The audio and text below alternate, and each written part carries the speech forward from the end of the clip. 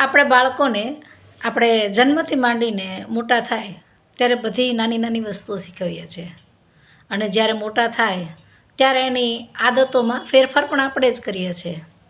જેમ કે હમણાં ધ્યાનમાં આવ્યું કે જ્યારે 10મા ધોરણમાં બાળકો આવે એટલે એમને કંઈ કામ નહીં કરવાનું, કોઈ પણ સોશિયલ ગેધરિંગમાં નહીં જવાનું, અથવા તો એના મમ્મી પપ્પા પણ એ બહાર જવાનું બંધ કરી દે, મેરેજમાં ન જાય કે મારો દીકરો કે દીકરી તો 10મા ધોરણમાં છે એટલે મારે ત્યાં હાજર રહેવું જ પડે, અથવા તો એવું કહે કે મારા દીકરાને મારે ઉઠાડવા હોય, એને ટાઈમ ટુ ટાઈમ જમાડવો હોય, એને વાંચવું હોય, એને માટે મારે રોજ ત્યાં એંગેજ રહેવું પડે. તો આવી આદત પાડી કોણે? આપણે જ. આપણે પણ 10મું ધોરણ ભણતા હતા અને આપણે પણ આગળ વધ્યા જ છીએ. તો એવું કેમ કે આપણા બાળકો 10મું કે 12મું ધોરણ ભણતા હોય તો એના માટે આપણે હાજર રહેવું જરૂરી છે?